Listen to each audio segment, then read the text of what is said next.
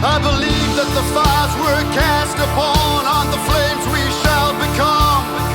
I believe in a common calling where our temples pray as one. I believe in the word of wonder. Underground Performance Podcast, Larry Pollock. I'm here with David Litsinger, new IFBB Pro. Just won the middleweight class at the USA's, and I will say it was a stacked lineup. Yes, sir. All the way, all the divisions, but especially middleweight and above were stacked. You had some real good competition in your class. Yeah. It was tough. It was really tough. Yeah, a lot of people in a great shape, especially yourself. Yeah. So with size. With size. Yeah.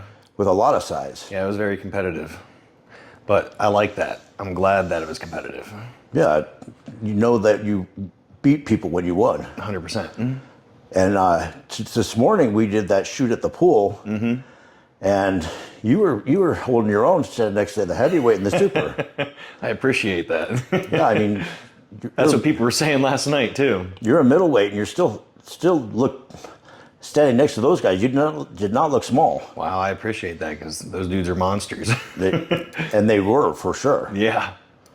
Especially the heavyweight. Oh man, he looked great. He was a beast. Yeah. The super heavyweight, he was huge too, but I felt the heavyweight had better conditioning. He did, but the other guy was just a little bit bigger and rounder. Yeah. Yeah. But it was a tough show all the way around. Very tough. So let's start from the beginning. So how long have you been training? So I've been training pretty much all my life, but for bodybuilding, I've been doing it 9 years. And you're how old? I am 33.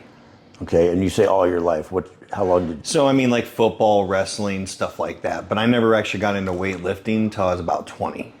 Okay. And I never got into bodybuilding until I was about 26. So did you weight train for your football stuff when you were young? Yes. Yeah, So when did you start lifting weights? I was probably around 18, 20. 18, 20? Mm-hmm. So a little bit late, actually. I was actually a little bit late. My dad actually didn't want me to work out at all. Why? Because he just didn't believe in that. He wanted me to wait till I got older because he says I could mess up your growth plates if you don't know how to work out properly. Mm-hmm. And when you're in high school and stuff like that, your trainers, they don't know what they're talking about. Right. So, I mean, I lifted in the room with the football players and stuff like that. So, yeah, I was probably like 16. Okay, so you were actually lifting for football at 16. Yes, we were doing strength training. Okay. Yeah.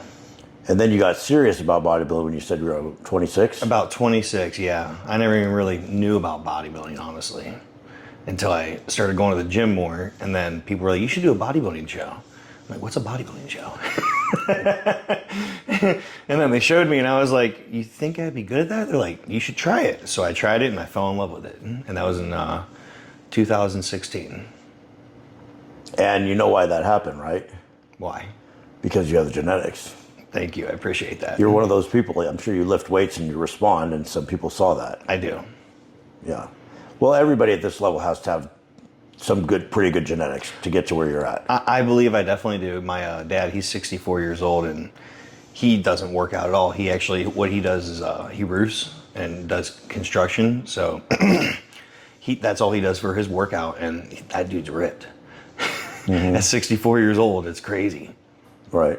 And I'm sure you just hyper respond when you lift weights, you blow up. I do. And I have a very fast metabolism too, so it's a blessing and a curse. I got to eat a lot of food. Right. And you like for my carb up, I did about like 2,400 carbs in 2 days. Wow. Yeah. It was pretty sick. And you were shredded. Yeah, exactly. My body just eats it. It's crazy. Yeah. But when you were dieting down before the show, how low did you go on your carbs? We went to 55. For how long? Only for a few days. Oh, okay. Before that, it was 155, and we kept that for like probably 2 months. Okay, so you were relatively low carb dieting into the show. 100%. That's why you could respond with that carb, because after that, your metabolism's going crazy. And then he would give me some refeeds here and there of just like extra rice and stuff like that. See how my body would respond. So when we do reintroduce those carbs to see what would happen, and how fast it would work. Who is your coach? Mark Tominick. Not familiar. He's he's been a coach for a while, but he's from Ohio. Oh, okay. So that's probably why you never heard of him, just like me. And you're out of Utah, right? No, I'm from Ohio too. Oh, you're in Ohio. Yep, Okay. Ritztown, Ohio. So, when you started bodybuilding, how many competitions have you done? I have done, I believe, 10 shows now, 10 or 11 shows. Starting with? My first show was Dean Caputo's gym. What was it called? North Coast, Dean Caputo. Mm-hmm. And then my second show was Dave Lieberman. Right. And then I did another Dave Lieberman. I'm pretty sure I did the Pittsburgh. Yeah. I did the Pittsburgh, and I did North Coast again. That's all I can remember off the top of my head right now. In Pittsburgh, which show was that? That was the Pittsburgh Pro, where they did the pro and the amateurs. Okay. And I think that was in 2018. Okay. Yeah. But that wasn't a pro qualifier. No. So this is your first pro qualifier. No, this is my third pro qualifier. So I did nationals, NPC nationals, Okay. in 2021. Right. And I was top 5 in that at middleweights. Okay. And I weighed about 169 pounds on stage there. Wow. And then I did NPC nationals again in 2024. Mm-hmm. And I placed top 5 again. And I was 174 pounds. Okay. And then now I did USA's 2025. And I weighed 187 pounds on stage. So you're lighter. No, I was 187 pounds now. Oh, okay. Before I was 174 pounds. Okay, so you gained quite a bit of weight. I gained quite a bit of weight. This last year. Yeah. I had a really good off season. I feel like just everything started clicking too. So you just found your formula. I feel like me and my coach found our formula for sure. But this is your third shot at a pro qualifier. It is. And that's one thing that I see a lot of people come into these pro qualifiers with a delusion.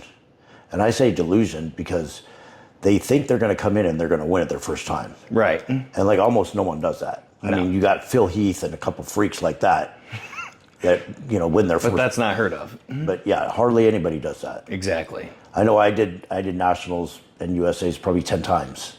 Okay. Yeah, just kept going. Yep. But a lot of people, they hit it one time and they don't get it and they're all butthurt. Yeah, well, that's not what it's about. You got to keep going. You got to keep going. And you don't know when that time's going to be. Yeah, and you guys persevere and like you did, and now you finally got it. And then, I mean, you get those feelings, though, for sure, when you're like, this is it. I feel like this is it for sure. And this whole prep has definitely felt like that for me. Like you were going to win? I felt like I was going to win.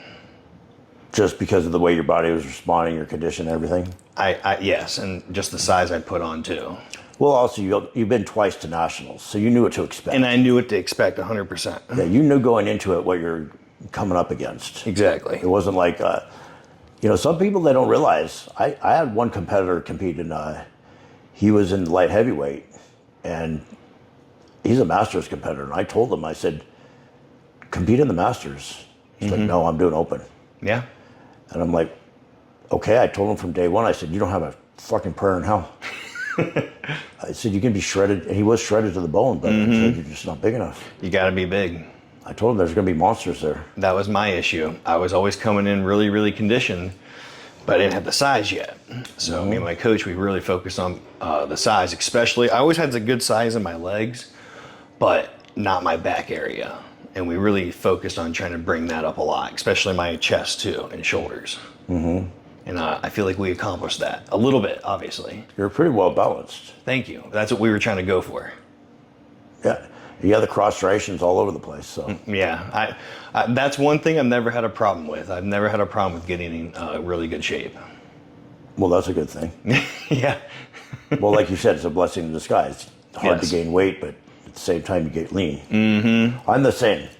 I never get body fat. No, exactly. I can eat and eat, and I just don't put on body fat. Yep. And my off season, me and my coach, we We get up to about almost 1,000 grams of carbs a day. And what was the heaviest you got in your off season? This off season I was 220, but before that for the other nationals I was 230. So we didn't get that heavy in that because I only had like a 3 to 4 month period of time right there. And I got up to like 220.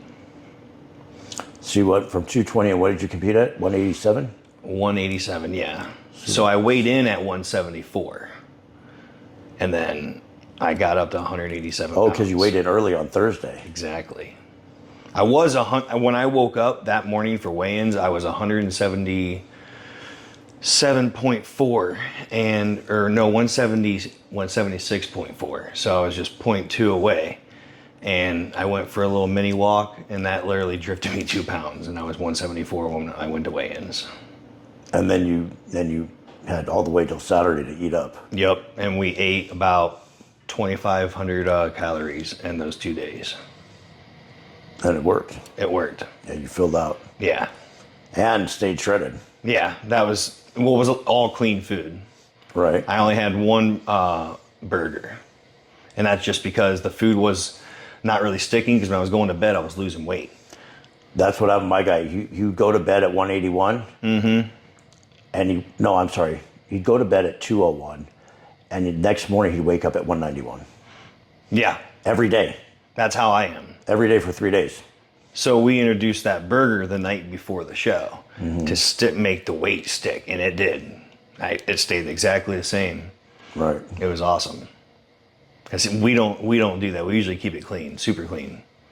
Yeah, but sometimes you have to. When the thing about the burger is it's the calories. You need the calories. It is. And the sodium. The sodium, the fat, all of it. Yep. And that makes it, your body needs that to hold on to the calories. It does. I think that's what a lot of people make a mistake. They cut sodium. Yeah. Cut you sodium, need that. and you lose all your water. Yeah, then you'll be flat. Yeah. Can't have that. And you got to drink still water too. A lot of people, they'll just not drink water. And then you're not able to shovel the food. Right. Now, it's different for other people though. You can't drink too much water for some. Or you spill over. Or like somebody like me, I had 150 ounces of water that the night before the show. So that's a little over a gallon. And you kept flushing. And I just kept flushing. Right. And I was still, conditioned. I actually did that with a guy for a show recently. I was giving him 2 gallons a day. And I kept upping it every day into the show. Okay. And he kept losing more weight. Yeah. The more water we pushed, the more weight he lost. Yep. He just needed to lose water, and we just pushed more water. Yeah, and then the day of the show, I drank 25 ounces of water right before I stepped on stage. And I drank that like 5 o'clock in the morning. Okay. Well, you definitely nailed your peak. My coach definitely nailed it. Yeah, this is definitely the best I ever looked, for sure. So. And the fullest. How do you feel now that you got your pro card? It hasn't really honestly sunk in yet. That's what everybody says. But it feels. I'm glad that I won. I feel that feels great. But the pro status part has not kicked in yet. Yeah. Because they probably all say the same thing. You work for something for so long, and then when it happens, you're like, holy crap, it happened. Now what? Yeah, that's the thing. Now what? No, so you just enjoy it, I guess, because right after that, you're back down at the bottom. And then you got to work your way up. Some people. For sure. No, you're not wrong. Yeah, but Derek Lunsford, he went straight from there to winning his pro card to going to win at Tampa the next week. Yeah, but not many people are Derek Lunsford. That's just true. But that doesn't mean you can't compete in a year or two. No, that's my plan. My plan is to compete in 2 years. Because I'm going to have another baby with my wife. That's what we're going to focus on, building our family. And then I'm going to compete after that. Okay. Yeah. So does that mean you're going to lay off the PEDs? No. So I'll go into like a little natural phase for a while just to do what I need to do. Right. But then after that, I'll do what I have to do to get back on. And that's what I did with our 2 daughters. Right. And it worked fine. Did Didn't you lose do- no size. Did you do a HMG or anything, that kind of thing? HCG. Just HCG, not HMG. I see, people say bodybuilders don't have kids, but I started bodybuilding in the 80s. Okay. And all bodybuilders I know have kids, Yeah. including myself. Yeah. I didn't have an issue at all. I got off, and then maybe, I think it was 2 months, and then that's when we started trying, and I got her pregnant instantly. Well, my daughter was conceived. I wasn't trying, and I was on everything in the world. Okay. Yeah. I have a buddy like that. It didn't change anything. No? So, I mean, I guess it could for some people, but I don't know. It seems like bodybuilders don't have problems making kids. No, definitely not. It's a criticism. That's what everybody just says, like a stereotype. Yeah, I think I think technically in medical literature it could suppress your sperm count. It 100% can, but if you're smart about it, it won't. Right. A lot of these people aren't smart about it, and they just do whatever it takes to get there. Yeah. But you also got to be smart and use longevity. So let's talk a little bit about that. What is your, people have different ideas about, I have my own philosophies and I put them out there online about what I think. What is your philosophy about that stuff? What stuff? PEDs. I don't have a problem with it at all. No, but I'm saying like some people push more, some people less. Oh, I don't push much. I don't, we don't need to. But a lot of people do. Right. This is the most we've ever pushed, though, for sure. What's considered most? So in this off season, I did 800 Masteron, and then 500 test, So that's 1,300 milligrams. and that's the highest I ever went. That's not terribly high. Okay, That's reasonable. yeah, but that's the highest I ever went. Before that, it was like 300 and 500. Right. Yeah, but I was like, let's see what happens if we do this. And did it help? It seemed like, yeah. And then what about when you went into contest prep? So I was actually in a health phase on only 200 milligrams of test a week till I was 12 weeks out. And then we introduced all the PEDs. And what did you go to? Went from instantly, we started pretty aggressive, and it was 300 test and 600 Masteron. And then we waited a couple weeks after that, and then we went to 500 and then 800. And then we kept that for a while, and then started pulling back on the test. And then we kept the master on for a while. And then we started adding the other PEDs, like Winstraw, Towards the Clem, end. yeah, T3.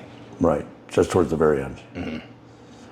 So that's pretty much, honestly, most of the pros that I talk to, they're running between 1 gram and 2 grams a week. Okay. I mean, and these are the real successful pros, and I'm pretty sure they have no reason to lie to me. Right. And they're not doing Boston Lloyd cycles. They're running between 1 gram and 2 grams a week. Yeah, no, most bodybuilders like that, they are. But then you hear about these other people that aren't pros and they're running some crazy crap, and you're like, why are you doing that? Like 300 milligrams of Tren, for example? Like, who does that?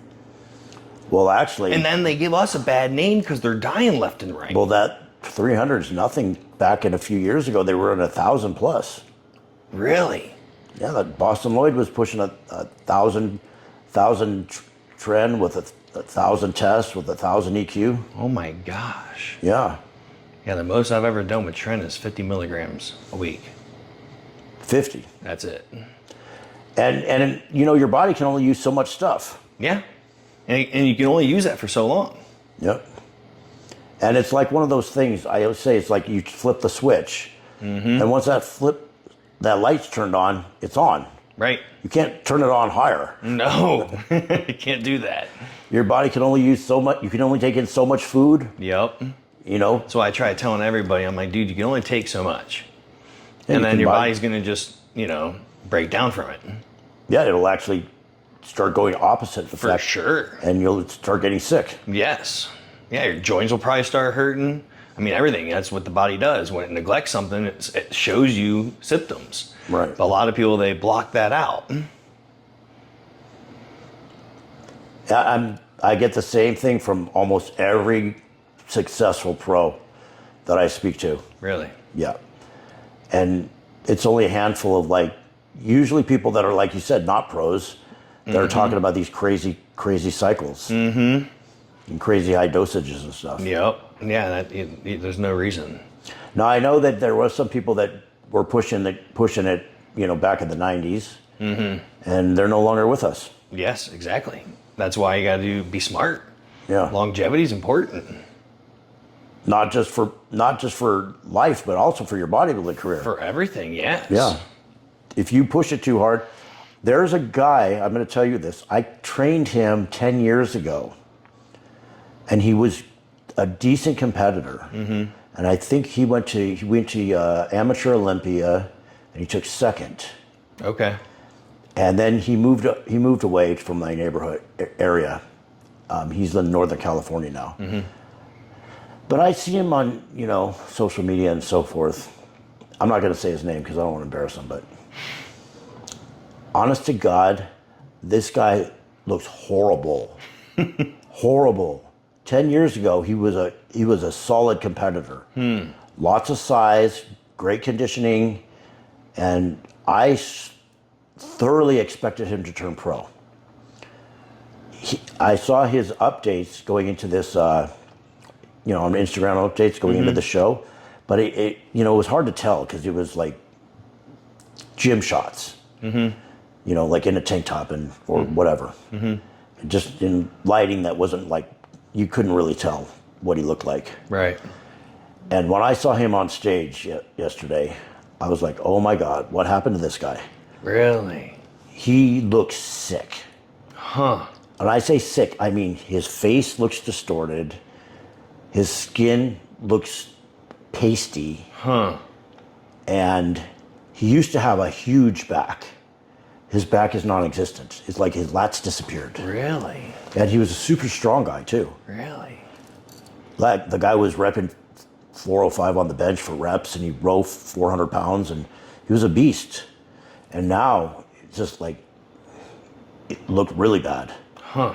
But I know he was the type that would really want to push hard on the gear, and he also do rec drugs. Huh.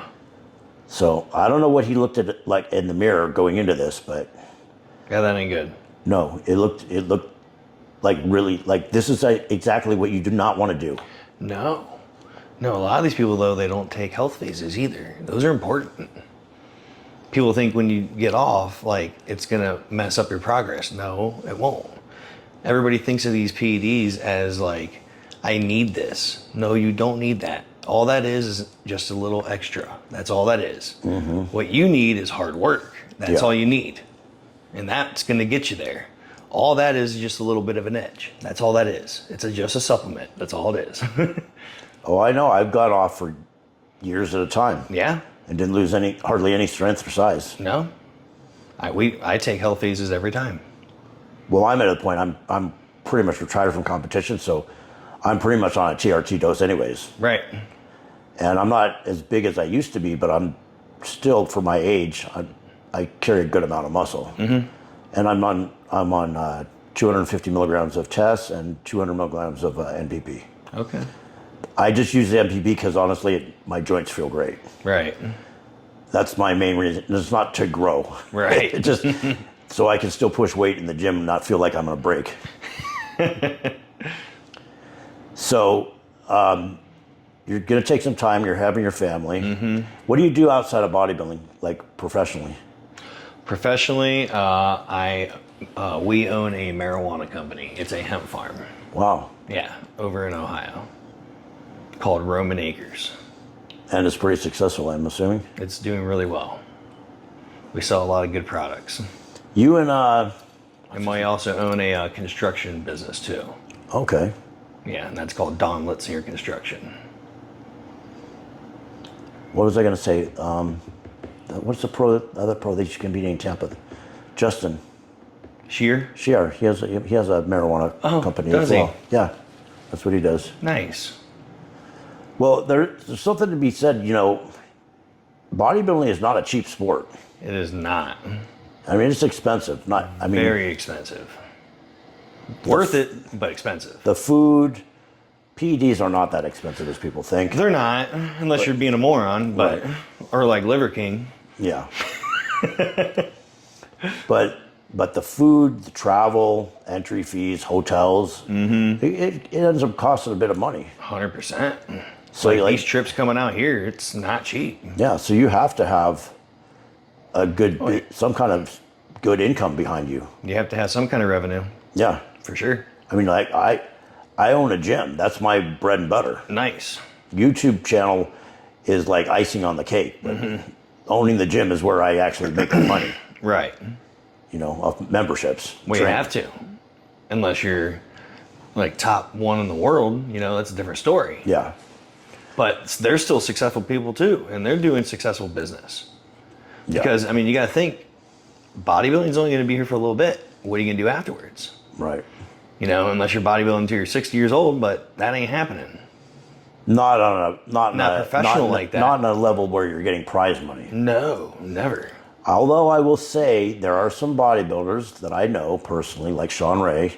I competed against him when I was a teenager, Okay. and he's made a career out of it, long past his competing. Okay. I mean, he did compete at the top level in Olympia for 10 years. Right.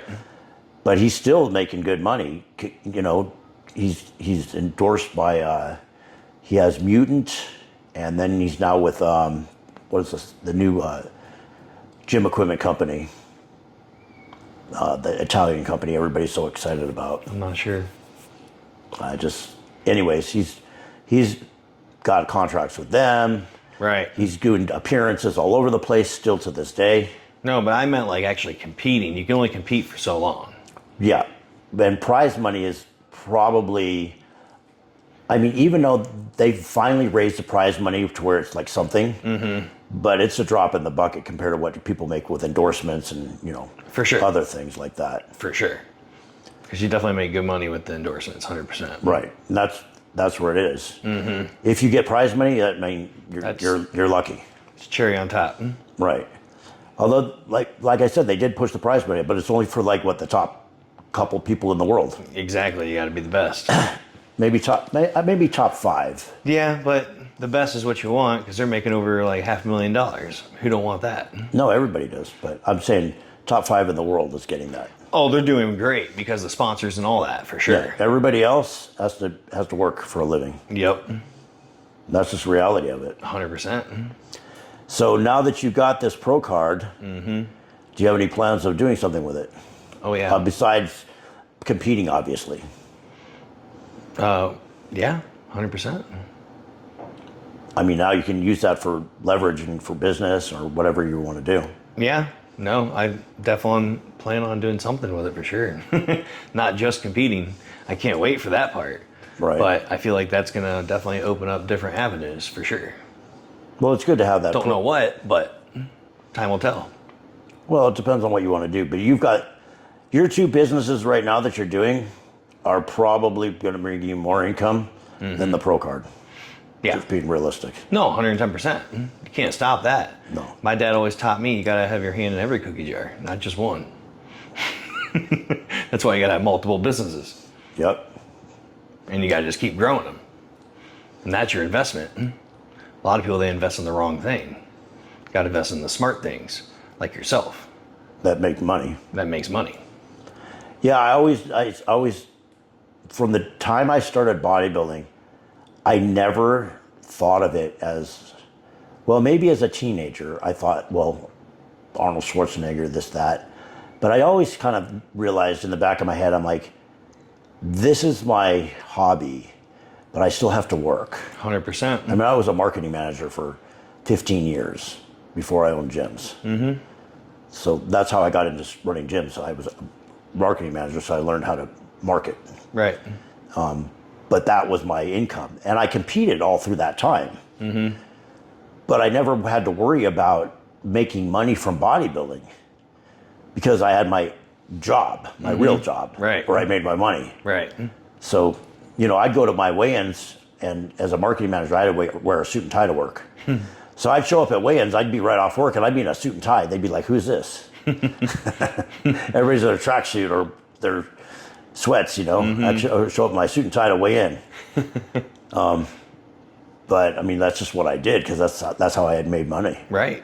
You know, and then competing, and like I said, for that whole 15 years, I competed all through that time. But I never thought about like quitting my day job. Never.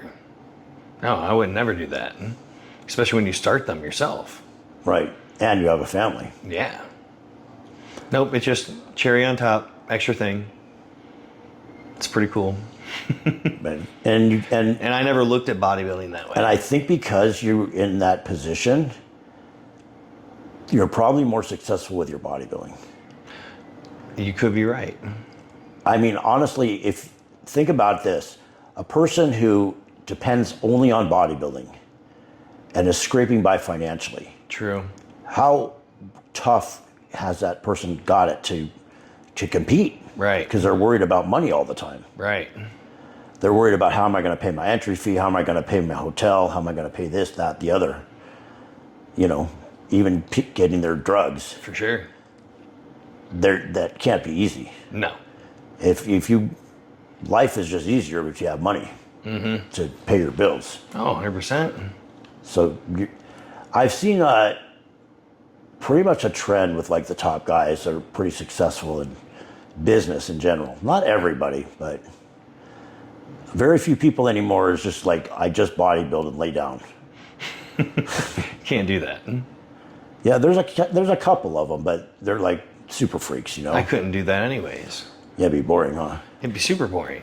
I gotta be honest too with you. active. There's one, probably the freakiest pro bodybuilder, right? I'm not gonna say his name, but he just bodybuilds. And I mean, that's great and everything, but he said he watches movies all the time. I'm like, shit, I would be bored.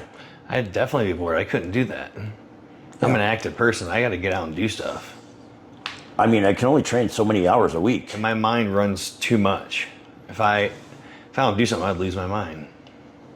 Yeah, I mean, in one regard, I see it's a luxury to only have to bodybuild. But at the same time, it's like when you're not lifting weights and doing cardio, what do you do with yourself all day?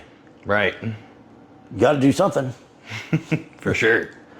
I mean, I know I'm busy all the go, always with work. With I'm YouTube. busy all day long. I wake up 4 a.m. and I'm not back at the house till 7. And that's when my daughter gets put down, and then me and my wife have a couple hours, and then we're back in bed around 9. And it's the same thing every day. And you're on a strict schedule, I'm sure. And then obviously the off season is a little bit more easier, but not during the week. During the week, it's always locked in at 4 o'clock to 9. And then the weekend, we have a little bit of playing room because we don't have to go to work the next day. Right. I mean, I'm my own boss, and so I don't have to if I don't want to. But if you want to make money and keep it going, you got to work every day almost. But I'm in a position now that I can take off on the weekends if I want to.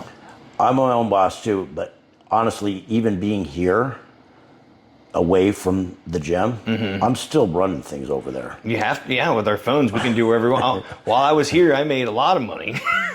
Just sitting in there, carbing up, doing what I need to do. It can't stop. Same. I have people calling me all day. I need a day pass. I need to get in. I need that. They don't want to buy a membership. I'm doing everything through my phone. Yep. I was invoicing people on the day of the show at 4 a.m. in the morning. They're like, I need my invoice. I'm like, I'm working on it. I'm like, cross the other side of the country. It's okay. Oh, I had the same thing this weekend. I had people calling me. It's like, can I get a day pass right now? It's midnight. Yeah. We're open 24 hours, but they don't understand. It's still midnight. Right. But yeah, but you got to keep moving because you can't stop your business. No. Nope. It's always got to go. So you're going to take what, a year off and then go back to stage, or what are you thinking of? 2 years. 2 years. Yeah. I think 2 years will definitely put me at a good point. You think just to put on more size? For sure. And density. Just all around bigger. Yeah. And if it comes faster? It don't matter. It's going to be 2 years. Yeah. I think 2 years is going to be a solid plan to be able to put on a good amount of muscle, maturity, thickness, density, and then diet back down, see where we land in the 212 range, and bring in that super conditioned look with some crazy size. Well, you're 33, right? Mm-hmm. So you'll be 35. You got lots of time. Oh, yeah, yeah. Yeah, you got another, let's see. So I'll probably be 36 when I would compete again because my birthday is coming up in October. So I'll be 34 here soon. So you got about 15 years of competing left. That's what I was thinking. Yeah, about 15 years. Mid-40s. Yeah, mid-40s. Depending on how the body operates. No, it's not that. It's just you can still train and you can still be in good shape. But somewhere around the mid-40s, your body just does not want to hold on to all that muscle. Oh, I bet not.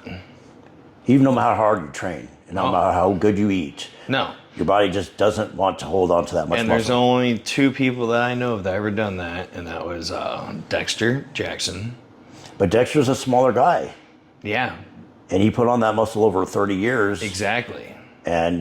But still, he was like 52, 53 when he stopped competing. That's crazy.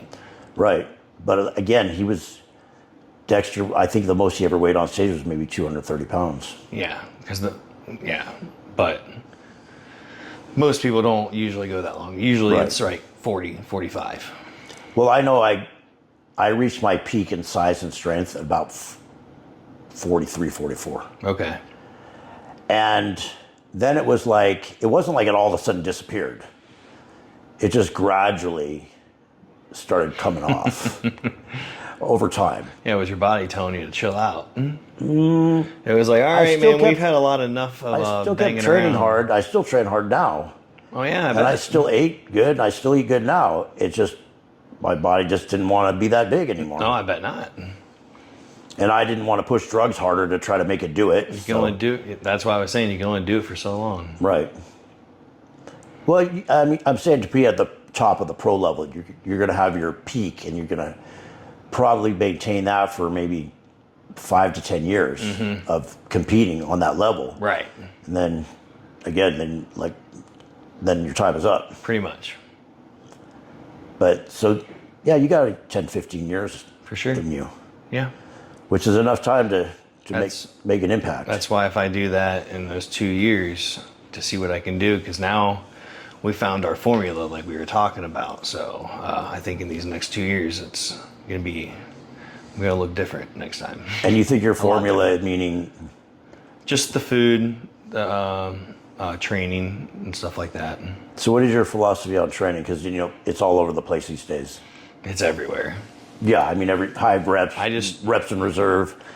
It's my training is usually around 6 to 12 reps, and just the intensity super high with heavy weight, but controlling the weight, not just moving it around. Right. And using the muscle connection. Because I didn't start at heavyweight in the beginning, but as you get better at the time under tensions and stuff like that, you get stronger. You get stronger. A lot of these people, they're over there trying to push too much weight, and it's like, dude, we're here to be bodybuilders, not a power lifter. The strength's gonna come, 100%, but we're here to work our fibers and our muscles, not just excel and punch, Right. And that's the difference, and that's what we do. We train like that, and it works perfectly. But still progressive overload. 100%. You gotta still train hard and heavy. So do you do to failure, or you do reps in reserve? What is your philosophy on that? We don't go to true failure, but almost failure. What do you consider almost failure? Where you start losing your form. Okay. After you lose your form, there's no point. Because now you're just moving weight. But assuming that you can do strict form, your last rep is the last possible rep. Yes. So that's pretty much failure. Yeah. It's just not where people I see just pumping them out like this. There's no point for that. Failure is where you can no longer do a full rep properly. Exactly. It doesn't mean doing partial reps. And it's not like when you got that last one up and you're like, I think I can get one more. If that's going through your mind, then drop the weight. At least for me, that's how my body responds. Well, Because I was doing no failures. Right. And it wasn't working as well. So we stopped doing that and my body was like, boom. do you think you were overtraining? Yes. 100%. Sometimes training harder isn't better. In that scenario. Right. Where you're thinking, 405, I can do that 20 times, which I can. But there's no point. Because then you start losing the form around 15 reps, 12 reps. Right. And now you're just lifting. Now you're trying to take the chance of getting hurt too. Yeah. So what is your volume like? For what workout? Anything. You do high volume, low volume? It's usually around 6 to 12 reps for everything. And how many sets per muscle group per So exercise? usually two working sets. On leg day for like squats or hack squats, it's 3 working sets. And then it's usually always 2 drop sets. In addition to the working sets? No, that's just the warm-up sets, and then the working sets is just 1 to 2. So I'll do like 6 to 8 reps on that, and I'll pause for like 30 seconds to a minute, and then I'll do it again, and that'll be like 8 to 10, or if I can get 12, good form. So rest pause, you're talking about. Kind of, yeah. You said drop sets. No, not drop sets. I misconfused it. Oh, Sorry. okay. Okay, so you're doing rest pause training. Yes, Okay. So in the rest pause, how many rest pause sets do you do? just 2. Total? Yeah. We used to do 3, but it wasn't working as good. Because it was overtraining too Yes. much. Yes. So you're about 2 sets per exercise? Pretty much. And then like how many exercises for a body part on average? About 3 to 4. So a standard workout, you're saying you're probably doing 6 to 8 sets for 6 to 8 reps. No, sets for a body part. Yeah, that sounds about right. That's about standard. Yeah. Yeah, that's high intensity training right there. Yeah. That's not slacking. No, I don't slack at all. Well, I mean, But before, the other training was outrageous compared to that. like 5 sets per exercise sort of thing. Stuff like that, but like it was always 3 rest pause. 3 rest pause. Yeah. And everything. So you mean, okay, I see. So you do it to fail, almost to failure, then you'd stop, wait a few seconds and go again, and then wait a Yeah. few seconds and go again. Yes. Now you do 1 rest pause Yes.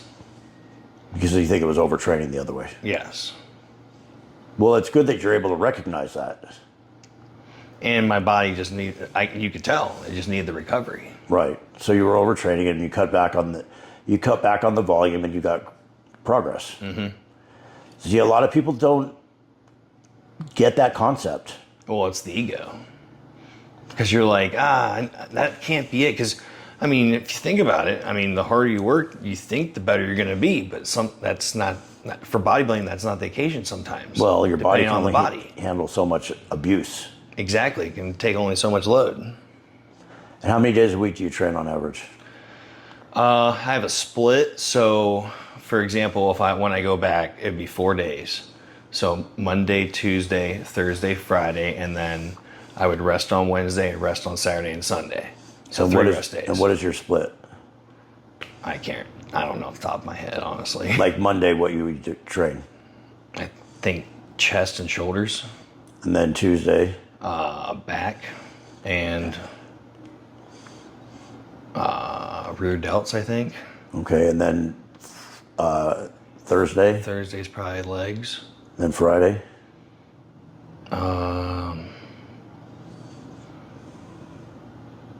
See, I have all this on my phone. You've been doing this for how long? 9 years. And you don't remember? You haven't memorized it yet? He switches it. Oh, he switches your body parts around? Mm-hmm. Interesting. Mm-hmm. Is there a reason for that? I mean, he switches it probably every 6 months or something like that. The split? Yeah. I'm sure there's some method to the madness, but 100%. I mean, it works, so I'm not gonna change anything. So basically you've hit chest and shoulders on Monday. Yeah, exactly. Yeah. So it's an 11-day split. You're hitting each body part once a week, right? Yes, 100%.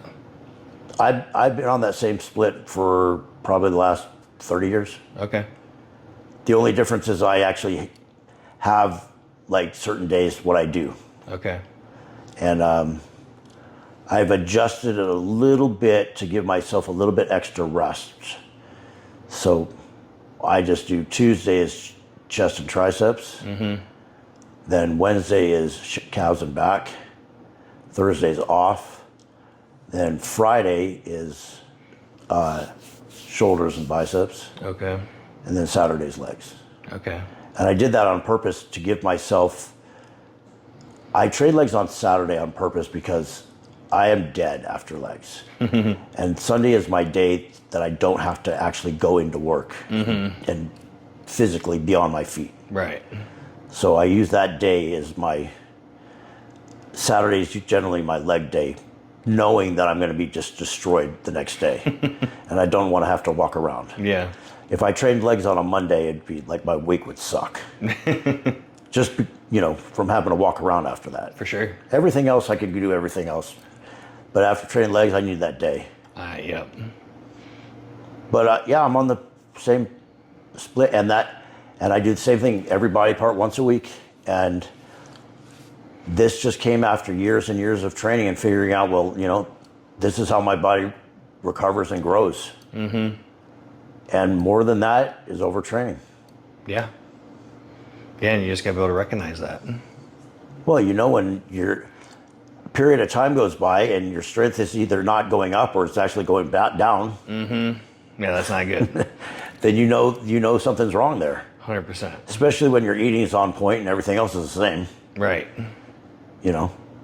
So, and I think people just don't put enough emphasis on the training part. No, they don't. And you say you don't train to failure, but I'm sure your intensity is way higher than somebody who thinks they're training to failure, but they really don't understand it. No, 100%. Because you have that mind-muscle connection. Mm-hmm. You're able to get right to that point where that there's not another rep in there. No, exactly. So that's failure, pretty much. Pretty much. I mean, like, for example, I'm on a hack squat machine, and I'm grinding out that last rep. Maybe I could get another rep, but probably not. So I'm probably not going to try for it. Yeah, there's no point. Because I know where the muscle is shaking, and I'm probably not going to get another one. Yep. On the other hand, there might be a day where, for whatever reason, I'm feeling good, and I get an extra rep because I did that 6th, 7th rep, whatever it was, and I'm not gassed. Right. So I'll do another one until I feel that point where I'm probably not going to get another one. Mm-hmm. But you know where that is. But that comes from just experience and training and knowing your body. Most definitely. And it took me a long time. I've been training for bodybuilding for 9 years now, and I'm just now figuring that out. It takes a long time for people to figure that out. Yeah. Yeah, most people never figure it out. Yeah. They don't know how to generate the intensity to do it. And that there and the nutrition is the secret. Mm-hmm. Everybody wants to know what's the secret drug. There's no secret drug. No. Just so you know, the same drugs we're using today were the same drugs we used in the 80s. Yeah, you just got to find what responds to you and your body, because everybody's bodies are different, just like the foods. You got to eat the right things for you that respond well with you, just like your workouts. It can be a progressive overload. You can not have to train as hard. It just all depends on the body. And that's what you have to figure out as the individual. And that's hard, very hard. Well, just trial and error. Yeah. But that takes a long time. Some people can get it right from the go. Or some people are just freaks and they just grow like a weed, but some people it doesn't work that way. Well, I think, back in the day, we didn't have prep coaches like now. Definitely not. They're everywhere. It's actually pretty sickening. Well, we had to like figure it out ourselves. Yeah, no, read magazines and shit. Magazines. I watch all the podcasts. Talk to some guy in the gym and get whatever bit of information you could get out of them. Mm-hmm. But there was no resources to go. There was no YouTube. There was nothing to look up online. You didn't have a coach telling you take X, Y, Z to do this. And if you have a good coach, I think that it's going to save you probably years and years of trial and error. Because I know for myself, I had a coach when I started for my first show when I was 16. But after that, I started doing it myself. And I pretty much did my own preps for 20 years. Okay. And it took me like 20 years to figure it out.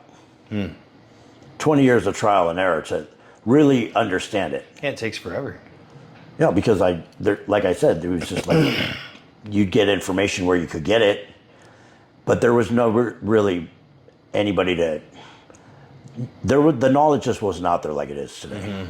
So you just had to figure it out yourself. Right. Nowadays, if you have a good coach, I think they're going to save you a decade of figuring this shit out. For sure. And me and my coach, we've been working for 5 years now together. So, you know, he knows your body. Exactly. You know how he works. Yep. That's why you say you've got a formula. Nope, we're a good team. And that's why you won. Yep, 100%. We figured our body out. Yep. And just in that short period of time from nationals till now, I mean, I made a lot of progress. And that was all during a health phase too. Right. So that was based on training and nutrition. Yes. That was like no PEDs. Interesting. And there's business. Isn't it always? So anything you want to promote or any shout outs you want to give to your coach or anybody else?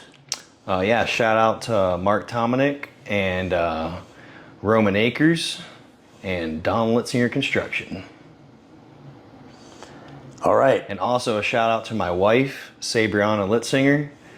She has helped me so much in this prep. I mean, she is the best wife anybody could ever ask for. She's literally meal preps for me every Sunday. You can't beat that. You cannot beat that. Now that I'm off prep, I'm not going to have that luxury, but when I'm in prep mode, she helps me out with everything. For example, on the way down here for our flight, she cooked everything before we came down here, and she cut all my chicken up into squares how I like them, and then froze it in the freezer, and then right when we were getting ready to leave, she put it in our suitcases, and then we left and got here, and the food was still frozen, along with our asparagus. And you actually got the right hotel. And we got the right hotel. You'd be surprised that many people I talked to. And she did that for me too. She's like I said, she's the best wife any man could ever ask for. And I'm just lucky enough that she landed on me. Yeah, there's a lot of people I talk to here. They're like, oh, I need a place with a kitchen. They're staying 30 minutes away from here. Yeah. No, my one buddy that competed in the show, he's like 20 minutes away. I'm like, dude, you gotta be closer than that. That's stressful, especially on the day of a show. Yeah, you get right here. We're like right there. You can walk over there. Oh yeah. No, the first thing I did was we found a place right next to the venue. Yeah, and I was still almost late to the show in the morning. Because I thought that I would have had a little bit of time. As soon as I get there, they're already calling middleweights, and I'm like, oh crap! As they're calling my number, I'm getting glazed. I only had like a little bit of time to pump up. I'm like, man, I can't believe I'm gonna be late. I've never been late, and I wasn't late. I was there at 9 o'clock, but everything was just moving so fast. USA's, let me tell you again, USA's, you guys did a wonderful job of running the show. That was This is the first show I've ever been to. They started on time, and they started right on time. Well, they did amazing. They did amazing. The show was well ran. Everything was taken care of perfectly. I mean, I thought it was the best show. I brought a guy to nationals during COVID when it was in Miami. Okay. He was a heavyweight. We went backstage at 4 o'clock in the afternoon for the night show. He didn't go on till midnight. And I was backstage with him. And for 6 hours, I was asking the expediters, like, what's going on? Who's up? What's up? No one knew. No one knew. There were so many competitors. Everybody just, and there was no chairs back there to sit down. Everybody's just laying on the floor. Yep, always is. And we didn't know, like, should he eat? Should he not eat? Is he getting ready to go on stage? And every couple hours I kept looking at him, like, yeah, you better eat again. Right. For 6 hours we were waiting back there. He went on at midnight. That's crazy. So yeah, they did this right. You started on time. Yep. Bam, and there was a good amount of competitors, and they went through them. Yeah, no, it was a well-ran show. You know, no messing around. No, it was. I recommend anybody, if you're going to do a show, national show, USA's is it. And there was a lot of competitors. Yeah, it was competitive. Yeah, I want to say, how many people were in your division? I know in the light heavyweight there was like 27 people in there. Yeah, I'm not sure how many people were in my class, honestly. It was a big class though too. Yeah. Yeah. Didn't really pay attention to anybody else. I was focusing on myself. Did you do the classic also, or? I did. I thought I saw you in that. Mm-hmm. So how did that end up? I took fourth in that one. Yeah. Well, you look like a bodybuilder. That's what they said. That was honestly just for more stage time. Yeah. And I wanted to do it just because, you know, I mean, I like classic too. But I feel like I'm definitely a bodybuilder at heart, 110%. And I have the bodybuilder look. Yeah. If you have a certain amount of thickness, they don't want that for classic. They want... Because I was bigger than the dudes in classic for sure. Oh, I know. But I just didn't have the shape. And classic is a shape game. Yeah. It's different criteria. 100%. I try to tell my guy the same thing. He don't matter how big you are. I was way bigger than all of them. I mean, you've seen it. He did classic too, and he was the biggest, most shredded in the division, but he doesn't have that shape that they're looking for. Yeah. And it's not just the smallness in the waist, it's a taper. Yeah, it is. Yeah, they want that certain taper. For sure. There was actually, there was quite a few decisions in this show that I was like scratching my head. Oh, yeah? Yeah. Where I thought the judges were going to go for something a little different. Not in yours. You definitely had yours. But Well, I appreciate that. You had some tough guys. Yours, the light heavy, there was a black guy in there that he had crazy flaring sweeps on his quads and just really round arms and just a really small waist and a lot of size. And I thought he was going to win that division. Which one was that? Light heavyweight. Okay. And then the heavyweight, yeah, I had that picked. And the super heavyweight, I had that picked as well. Everything else seemed pretty much right on. Yeah. Yeah. I think the judging was pretty good across the board. Good. Yeah, it was pretty fair. And considering it was a deep lineup in pretty much all the classes. Yeah, I don't know how many competitors there were, but there was definitely quite a bit. Yeah, I haven't seen that many quad striations and glute striations in a long time. Like, people brought it to this show. They did. Yeah. I mean, you were peeled, but you had, I want to say 3 or 4 other guys in your show, in your weight class that were peeled also. Oh, yeah. Oh, yeah. And they were good size, too. Yeah. Nope. And I know who they were. Gabe Cummings and Matt Ballgren. Because that was the guy that took third, and then Matt Cummings took fourth. Is that the guys you're talking about? I don't remember their names. I don't even know their names. Well, were they top 5? Yeah. Yeah. Well, then that's who they were. Yeah. And then you had, forget the other guy that took second, and then me. But that's what I've always been known for, is my striated glutes. Yeah, you had the striated glutes and then my quads are peeled too. Yeah. No, you had everything from top to bottom. I appreciate that. that. And well balanced as well. Thank you. There was nothing missing. Thank you. I appreciate that. And like I said, even today when you were taking photos with the heavyweight and the super heavyweight, you fit right in there with those guys. Yeah, you did not look small next to them. I felt small. You didn't look small. And I was surprised that the heavyweight, he's a freak. I mean, not taking anything away from him. But when he poses, he looks crazy. But when he's just standing, he's like, yeah, he's a big guy, but he's not like, oh my God, how massive. Right. But when he poses, then you start to see it all. Oh, yeah. Yeah, he's good. And I think he'll probably go straight into the pros. Oh yeah, no, he's big enough already. Yeah, he's big enough already. He's got the size and everything. For sure. And I interviewed the super heavyweight earlier today, and he's going to take a year off to get ready. Yeah, that would be nuts because that dude's already huge. He just needs to be tighter. Okay. He needs to compete at the pro level. He needs to be tighter. Yeah, I mean they're all conditioned, very, very conditioned. Yeah, he's got the size and all that, but he needs to be tighter. Yeah. But anyways, congratulations on your pro card. Thank you. And don't forget to like, subscribe, leave your comments, and big shout out to this guy getting his IFBB Pro card. And we'll be keeping an eye on you and seeing what happens next. Thank you so much. I know you're going to take a little bit of break, but keep posting those Instagram progress pictures. Most definitely. Stars were cast upon, on the flames we shall become. I believe in a common calling where our temples pray as one. I believe in the word of